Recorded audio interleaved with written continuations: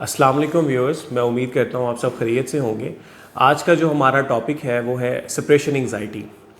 अब सबसे पहले हमने देखना है कि सेपरेशन एंग्जाइटी बच्चों के अंदर इसको हम किस तरह से देखते हैं। सेपरेशन एंग्जाइटी बच्चों के अंदर ये होती है कि बच्चे किसी न किसी अटैचमेंट फिगर के साथ अटैच हो जाते हैं। जैसे कि अटैचमेंट फिगर से मुराद उनके पेरेंट्स हो सकते हैं, उनके टॉय हो सकते हैं, घर हो सकता है, या कोई भी ऐसी चीज़ हो सकती है जिससे अटैच होते हैं। जब भी बच्चे उससे दूर जाने के बारे में सोचते हैं तो उनके अंदर एंग्जाइटी डेवलप होती है, जिसको हम सेपरेशन एंग्जाइटी कहते हैं। अब सेपरेशन एंग्जाइटी के अंदर हम देखते हैं कि बच्चों के अंदर जब भी वो अपनी अटैचमेंट फिगर से दूर जाते हैं, उनके अंदर डिस्ट्रेस आता है, अनकंफर्टेबल फील करते हैं। जब भी वो घर से निकलते हुए डरते हैं, उन्हें लगता है कि अगर हम घर से निकलेंगे तो जो है हमारा जो अटैचमेंट फिगर है उससे हम दूर चले जाएंगे, हम उसे कहीं खो ना दें। उन्हें हमेशा ये डर लाहक होता है कि जिस चीज़ से वो अटैच है वो उनसे कहीं दूर ना चली जाए, उसकी कहीं खुदा ना खास्ता डेथ ना हो जाए।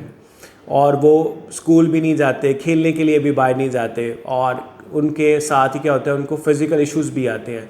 कई दफ़ा इस तरह होता है कि वो अकेले सोने से भी डरते हैं, और उन्हें जो ख्वाब आते हैं वो भी हमेशा सेपरेशन के ही आते हैं कि वो उस चीज़ से दूर हो रहे हैं, अलहदगी हो रही है उनकी किसी अटैचमेंट फिगर के साथ।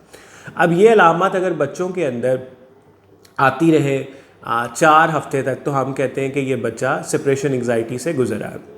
अब जब हमने देख लिया कि सेपरेशन एंग्जाइटी से वो गुजरा है, तो उसकी हम जब ट्रीटमेंट की तरफ जाते हैं तो इसमें हमने बिहेवियर थेरेपी की एक टेक्निक यूज़ करनी है जो कॉमनली यूज़ होती है। उसको हम कहते हैं इन वीवो डिसेंसिटाइजेशन।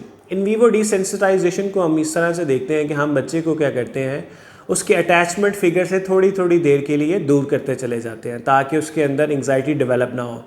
मिसाल के तौर पे हम ये करते हैं कि जब बच्चे से उसका जो अटैचमेंट फिगर है, फॉर एग्जांपल उसकी मदर है, वो उससे दूर जाती है, तो हम बच्चे को कुछ ऐसी एक्टिविटीज़ में लगा देते हैं कि उसका ध्यान उस तरफ ना जाए कि उसकी माँ उससे अलहदा हो गई है।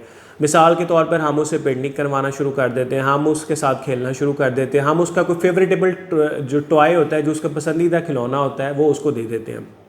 और ग्रेजुअली हम बच्चे के साथ ये टेक्निक्स यूज़ करते रहते हैं, और इससे बच्चे के अंदर जो है सेपरेशन एंग्जाइटी को कम करने में हमें मदद मिलती है। दूसरी जो टेक्निक हम यूज़ करते हैं वो है फ्लडिंग टेक्निक। फ्लडिंग टेक्निक ये होता है कि हम बच्चे को इन वीवो डिसेंसिटाइजेशन में तो हम स्टेप बाय स्टेप चीज़ें करते हैं। फ्लडिंग टेक्निक के अंदर हम ये करते हैं कि बच्चे को यकदम उससे जो उसका अटैचमेंट फिगर होती है वो उससे दूर कर देते हैं।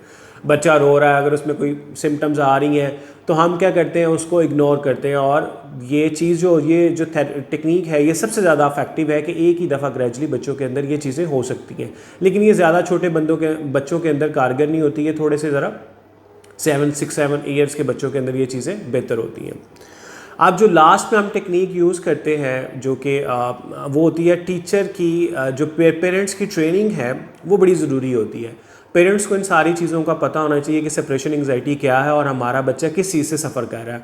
और जो पेरेंट्स होते हैं उनको चाहिए कि वो अपने बच्चों की इस बेहतरी के लिए जो थेरेपिस्ट है उसके साथ मदद करें।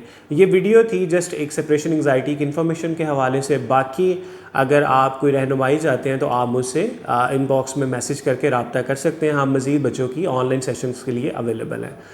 Thank you so much. आप मेरे चैनल को सब्सक्राइब कीजिएगा और बेल आइकन को प्रेस कीजिएगा। शुक्रिया। अल्लाह हाफिज़।